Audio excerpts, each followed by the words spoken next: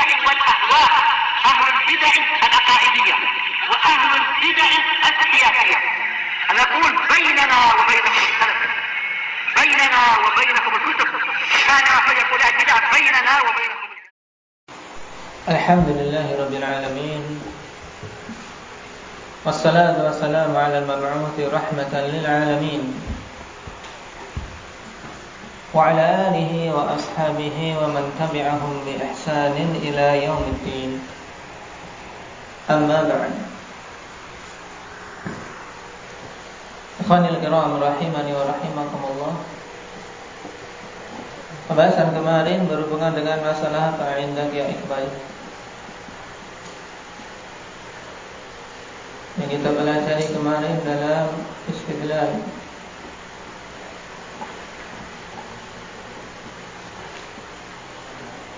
Apa? Sakit kemarin? Baik, insyaallah. Indah ya Maulana.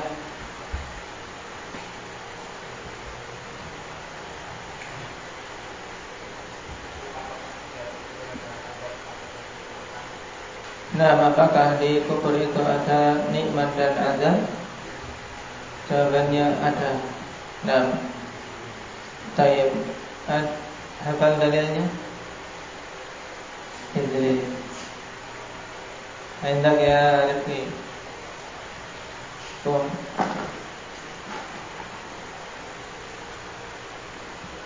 Apa dalilnya?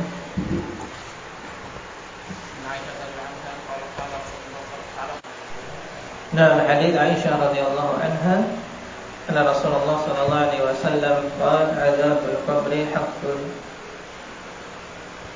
Dari Al-Qur'an. Indaka Mbak Umar.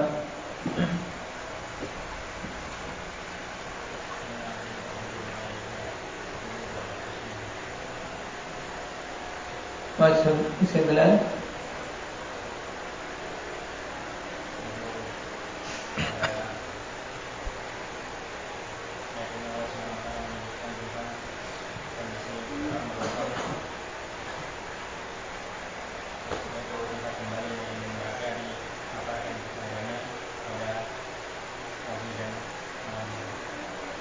baik. Cuman kalau sampai di situ belum ketemu. Nah, untuk bisa menjelaskan bahwasanya itu azab kubur harus diteruskan apa? Dengan kelanjutannya. Wa yauma taqumus saa'ah adkhilu ala fir'auna asyaddal 'adzab. Sebagaimana nanti akan kita belajar. Nah, jadi tentang azab kubur maupun nikmat kubur itu perkara yang hak. Rasul sallallahu alaihi wasallam dengan tegas menjelaskan dalam hadis-hadis beliau. Adapun pendalilan dari sisi Al-Qur'an, nah pendalilan dari sifatnya istinbatif. Nah, istinbat dari apa? Dari ayat. Tidak dengan sharih menyebutkan azab kubur. Dari sinilah sebagian ahli bidah mereka mengingkari adanya azab kubur. Siapa di antara yang mengingkari adanya azab kubur? Pak Alvin. Orang-orang Mu'tazilah yang pada masa ini diusung oleh apa? Oleh siapa? Hizbut Tahrir. Nah, pada masa ini ya kawan, di antara kelompok yang mengusung keyakinan bahwasanya azab kubur itu tidak ada adalah kelompok Hizbut Tahrir. Oleh karena itulah para ulama mereka memperingatkan kaum muslimin dari apa? Dari kelompok tersebut. Selain beberapa penyimpangan-penyimpangan yang lain yang ada padanya. Sehingga kalau kemudian terlepas dari sisi politik dan yang lain, pemerintah melarang organisasi ini, maka itu sesuatu yang hak. Nah, sesuatu yang hak. Kenapa? Karena pada perkara akidah banyak yang terjadi penyimpangan padanya. Cuman kebanyakan orang-orang yang bergabung di situ terkadang tidak paham, cuma ikut-ikutan. Padahal pendirinya pendirinya pertama kali akhwan, mereka mencetuskan pemahaman ini Hizbut Tahrir di atas pemahaman Mu'tazilah, sehingga dikatakan oleh para ulama Mu'tazilah gaya baru. Baik. Yang kemudian lebih dominan pada pergerakan untuk mendirikan khilafah. Inilah yang dominan pada gerakan tersebut. Selain akidah-akidah yang lain yang menyimpang padanya. Nah, sekarang kita masuk pada pembahasan berikutnya. Qala al-mu'allif hafizahullahu ta'ala fi ayyi suratin qawluhu ta'ala an-naru yu'raduna 'alayha ghuduwan wa 'ashiyyan wa yawma taqumu as-sa'atu adkhilu ala fir'auna ashadda al-'adab. Wal jawab fi surati Ghafir. Di surat apa firman Allah Subhanahu wa ta'ala ini? An-naru yu'raduna 'alayha ghuduwan wa 'ashiyyan. Neraka dipampangkan kepada Fir'aun dan para pengikutnya di waktu pagi dan petang. Jadi mereka dari pengikut Fir'aun yang kufur, tidak mau beriman dengan ajaran Nabi Musa alaihi salam, mereka kemudian Allah azab dengan ditenggelamkan di laut, di alam kuburnya ikhwan. Nah, mereka dipampangkan setiap pagi dan petangnya siksa api neraka diperlihatkan. Nah, kemudian wa yauma taqumus sa'ah, dan pada hari tegaknya kiamat, adkhilu ala fir'auna asyaddal adab, diperintahkan oleh Allah Subhanahu wa taala, masukkanlah Fir'aun dan bala tentaranya ke azab yang paling dahsyatnya. Ayat ini di antara ayat yang digunakan oleh para ulama untuk menetapkan azab kubur berdasarkan Al-Quran. Jadi dalil dari Al-Quran tentang adanya azab kubur adalah ayat di surat Ghafir ini, ayat yang ke-46. Sisi pendalilannya bagaimana? Sisi pendalilannya bahwasanya Allah Subhanahu wa taala sebutkan dalam ayat ini diperlihatkannya neraka kepada Fir'aun dan bala tentaranya di pagi dan petang hari. Dan diperlihatkannya itu di mana Allah Subhanahu wa taala sebutkan setelahnya wa yauma taqumus sa'ah, dan pada hari kiamat, menunjukkan dipampangkannya itu sebelum tegaknya hari kiamat, berarti di alam kubur. Nah, sisi pendalilannya demikian.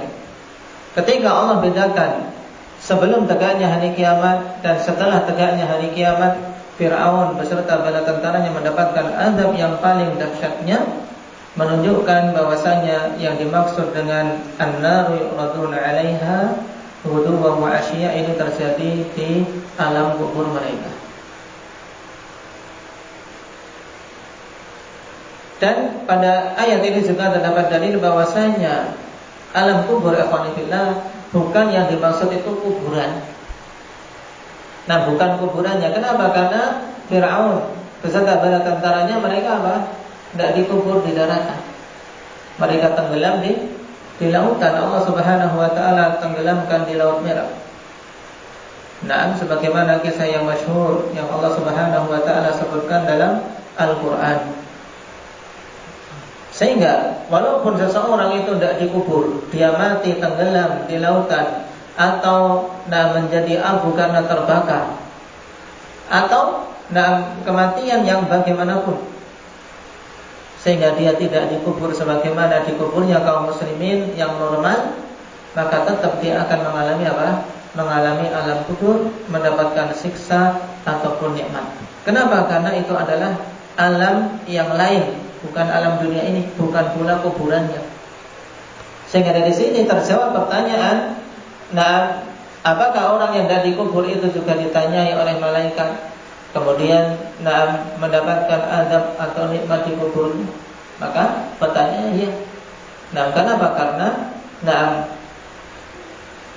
fitnah kubur, kemudian azab dan nikmat kubur itu adalah alamnya, bukan kuburannya.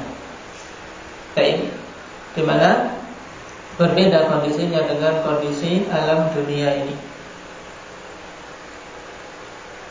Yang tentunya kita sebagai muslim beriman tentang keberadaan dua perkara tadi, yaitu nikmat dan azab kubur. Tinggal memilih akhwanillah mana yang kita inginkan. Nah, karena perkaranya jelas. Perkaranya jelas, jalan-jalan yang akan mengantarkan kepada nikmat kubur telah dijelaskan oleh Nabi SAW, yaitu dengan mengikuti bimbingan beliau, menjalankan sunnah-sunnah beliau, dan menjauhi larangan-larangan beliau.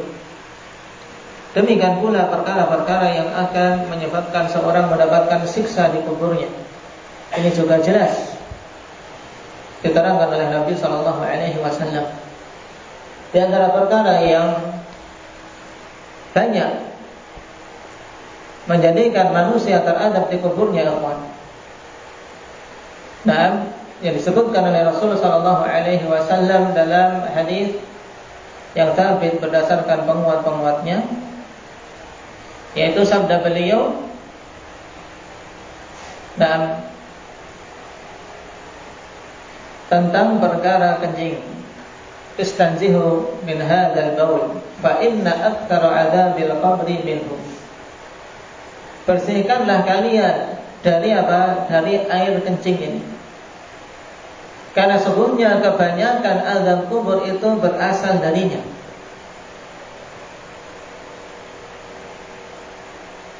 Maksudnya bagaimana?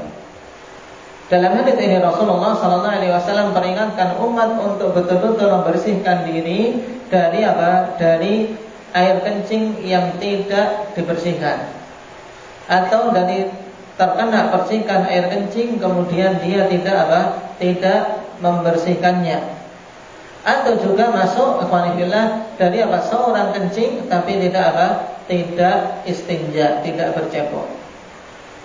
Nah, kencing kemudian setelah itu sudah, nah, seperti kencingnya kucing dan hewan-hewan yang lain, nah, tidak cebok. Nah, ini perkara yang dianggap remeh oleh manusia. Nah, yang ironisnya terkadang sebagian kaum muslimin juga meremehkannya. Nah, apalagi kalau lagi di jalan, nah, taib turun kemudian, nah, dia karena kebelet akhirnya sudah, nah, ban mobil pun dia kencingi, setelah itu sudah, nah, sembunyi di balik ban mobil, kencing, setelah itu lewat saja, nah, mengamalkan bimbingan Nabi SAW. Padahal Nabi telah membimbingkan seandainya tidak ada air, ya dengan batu bisa, nah, atau dengan perkara-perkara lain yang sifatnya meresap, tisu dan yang lainnya. Tapi tadi sifatnya meresap dan bisa membersihkan. Dan merupakan kekeliruan kalau kemudian menggunakan daun. Nah, sebagiannya menggunakan daun, kencing di kebun, adanya daun sudah pakai daun. Nah, ini salah. Ini masuk juga dalam ancaman hadis tadi, ikhwan. Karena belum menunaikan membersihkan diri dari kencing. Ya. Rasulullah SAW mengatakan, istanzihu min hadzal baul fa inna aktsara adzabil qabri minhu. Kebanyakan azab kubur itu berasal darinya. Menunjukkan banyaknya manusia yang terjatuh dalam perkara ini. Nah, ini Nabi SAW berbicara dengan kaum muslimin, apalagi orang-orang kafirnya yang tidak peduli najis atau tidak. Nah, maka hati-hati dalam masalah ini. Yang dulu Bani Israel, syariat mereka tentang masalah kencing berat. Nah, syariat mereka tentang masalah kencing berat. Kenapa? Karena dulu, nah, apabila mereka terkena percikan kencing, kalau kena kulit harus dikerok pakai pisau. Sekarang kaum muslimin cukup dengan disiram. Kalau kena kain, nah harus digunting. Ini dulu syariat yang ada pada Bani Israel. Yang kemudian datang Islam memberikan apa? Keringanan. Saya memberikan keringanan dalam masalah ini. Tapi dalam keadaan ringannya dan mudahnya, seseorang masih saja ada di sana yang tidak memperhatikannya. Kemudian hal ini juga dikuatkan dalam hadits Ibnu Abbas radhiyallahu anhuma, di mana Rasulullah sallallahu alaihi wasallam di qabrain. Nabi sallallahu alaihi wasallam lewat dalam dua kubur yang beliau mendengar dengan wahyu dari Allah dan dengan izin dari Allah Subhanahu wa taala tentunya, bahwasanya penghuni dua kubur tersebut mu'adzaban, terazab. Maka Nabi sallallahu alaihi wasallam da'a bi'ashi bin Rabbin, dengan suatu pelepah atau pelepah kurma yang masih basah, kemudian dibelah jadi dua dan ditajamkan ke satunya setengah, kemudian yang satunya lagi ditajamkan ke kubur yang kedua. Maka Nabi sallallahu alaihi wasallam mengatakan, fa innahuma yu'adzabani kama yu'adzabani fi kabir, amma ahaduhuma fakana yamshi bin namimah wa amal akhar fakana la yastatiru min bauli, wa fi riwayatin la yastanjihu min bauli. Nabi mengatakan, adapun kedua penghuni kubur ini teradab, padahal mereka teradab pada perkara yang sebenarnya tidak besar, tapi diremehkan oleh kebanyakan manusia. Teradab pada perkara yang diremehkan oleh manusia. Yang pertama, dia teradab karena apa? Yamshi bin namimah, dulu ketika di dunia suka mengadu domba. Namimah ini seorang mengutip pembicaraan atau mencuplik perkataan dengan niatan membuat kerusakan. Fulan mengatakan kamu demikian. Baik, ini membuat kerusakan sehingga yang tadinya nyaman hatinya ketika bertemu dengan saudaranya akhirnya ada kayak kesetrum. Jadi kaget, ini orang kemarin bicarakan aku.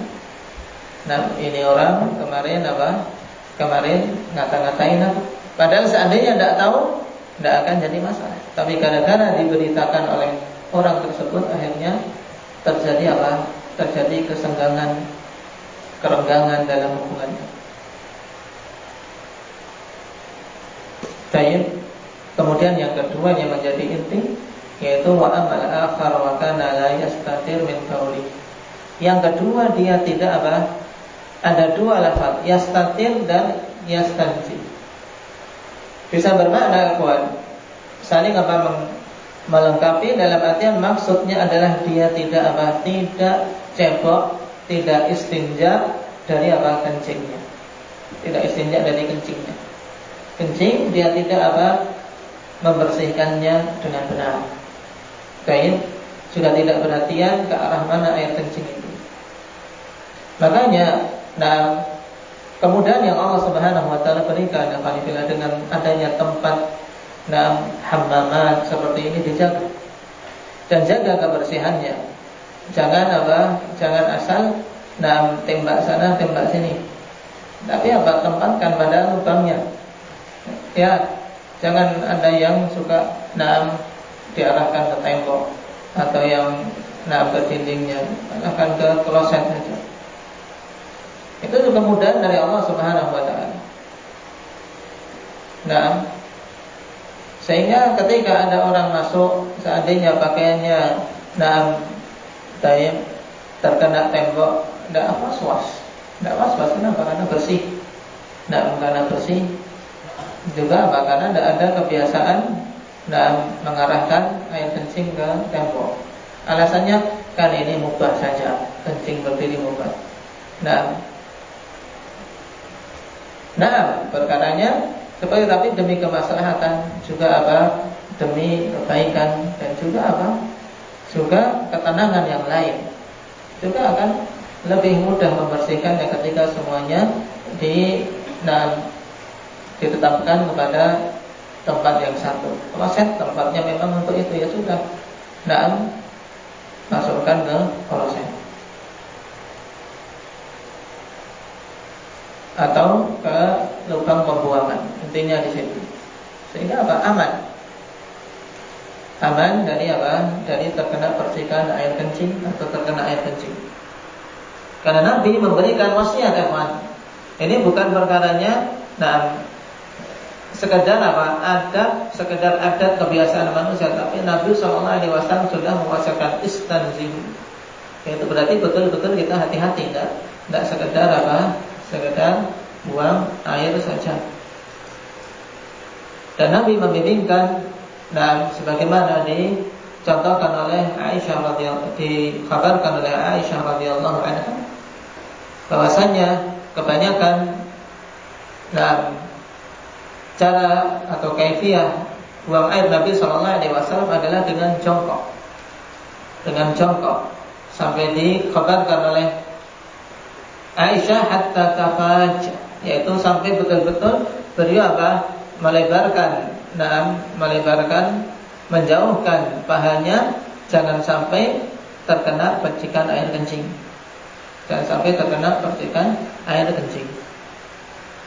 Baik, ini kebanyakan kaifiyah buang air Nabi SAW. Karena yang seperti ini pun merupakan bimbingan dengan diceritakan kepada umat bagaimana Nabi SAW mencontohkan.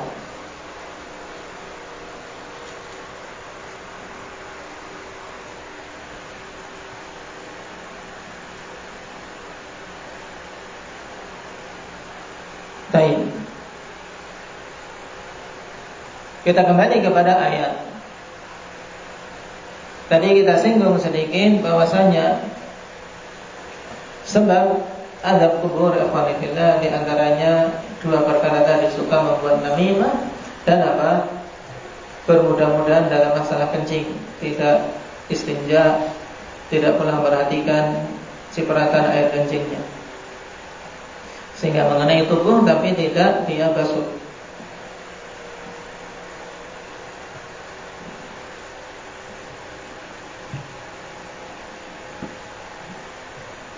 Kemudian mu'allif mengatakan ma hiyal asya' allati tatba'ul mayyit wa ma syai' alladhi yabqa ma'ah.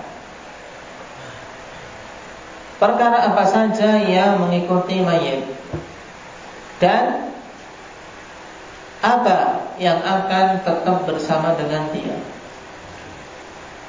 Karena seorang meninggal, alhamdulillah, ternyata ada yang mengikutinya. Nah, apa saja mengikuti seorang yang mati dan apa yang terus-menerus bersama dia menemani. Wal jawab yatba'uhu ahluhu wa maluhu wa 'amaluhu, fayarji'u ahluhu wa maluhu wa yabqa 'amaluhu. Yang akan mengikutinya adalah keluarga, harta dan amalan dia. Kemudian akan kembali keluarga dan hartanya, dan akan tetap menemaninya amalan yang dia lakukan. Amalan yang ketika hidup di dunia dia kumpulkan dan dia usahakan. Hal ini sebagaimana ditegaskan oleh Nabi SAW dalam hadis Anas bin Malik radhiyallahu anhu, yaqul qala Rasulullah sallallahu alaihi wasallam yatba'ul mayyita thalatha fayarji'u thnani wa yabqa wahid. Mengikuti mayit itu 3. Setiap orang mati alhamdulillah diikuti 3 perkara ini. Tapi fayarji'u itsnan, 2 pulang. Mengikuti sebentar, setelah itu balik. Tidak akan terus-menerus bersama dia di kuburnya. Wa yabqa wahid, dan yang tersisa terus-menerus menemani dia hanya 1. Yatba'uhu ahluhu wa maluhu, akan mengikuti dia keluarga dan hartanya, fayarji. Naam, yatba'u ahluhu wa maluhu wa amaluhu, mengikuti dia keluarga, harta dan amalannya. Keluarga, semenjak meninggalnya berusaha untuk menyelenggarakan jenazah, mulai dari pemandian, pengkafanan, kemudian disolati, kemudian diiringi sampai ke kubur. Demikian pula hartanya. Baik, tidak akan dibagi sampai dikeluarkan biaya untuk penyelenggaraan jenazahnya. Tidak akan dibagi untuk ahli waris. Dan amalannya, fayarji'u ahluhu wa maluhu wa yabqa amaluhu, maka kembalilah keluarga dan hartanya dan tetap bersama dia amalannya.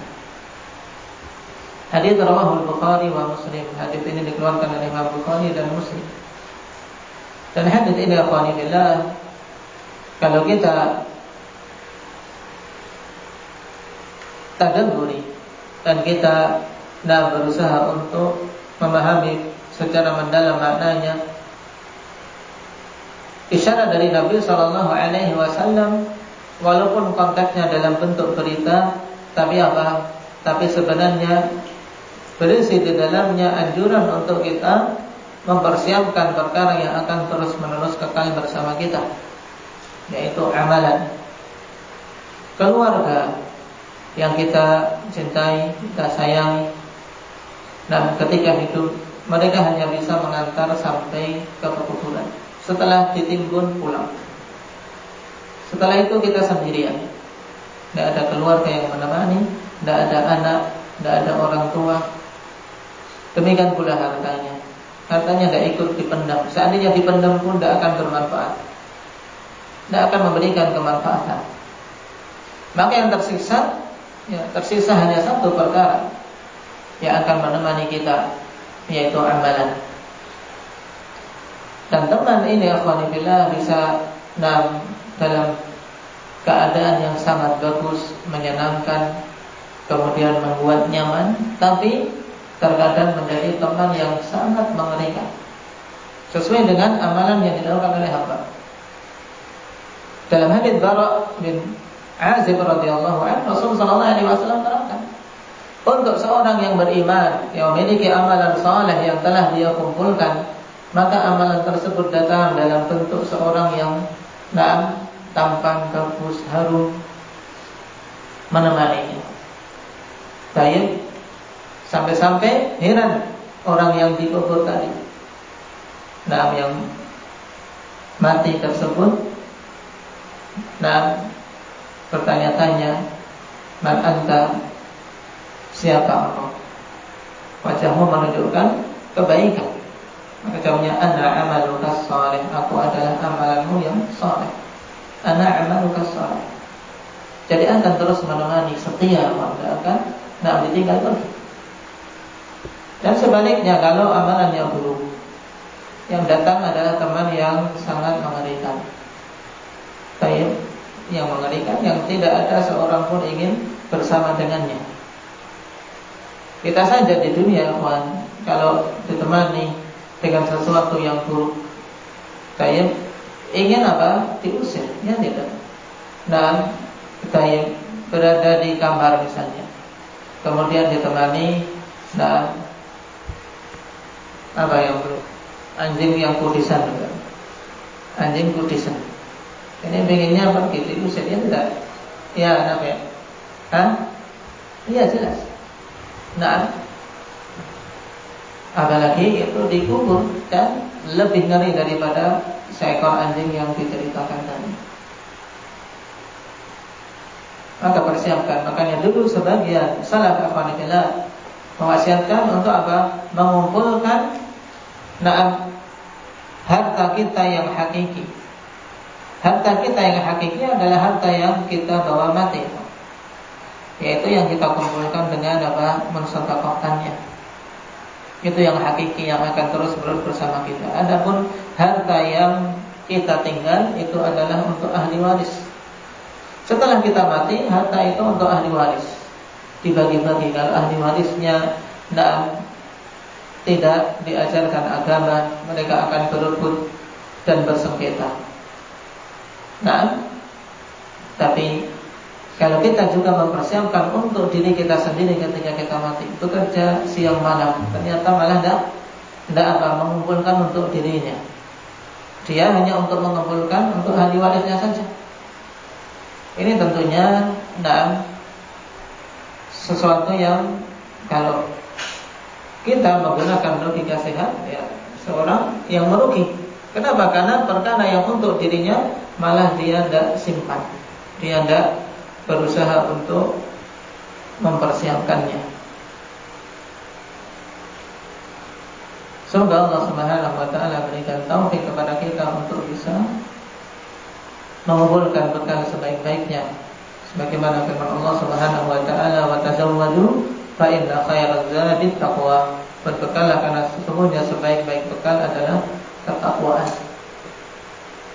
Ketakwaan yang mencakup perkara sangat luas, berupa pengamalan perintah-perintah yang Allah Subhanahu wa taala perintahkan maupun Rasulullah sallallahu alaihi wasallam perintahkan, demikian pula dengan meninggalkan hal-hal yang dilarang. Dengan itu seorang bisa bekalnya menjadi banyak. Nasallallahu taufiq wassadat walhamdulillahirabbil alamin.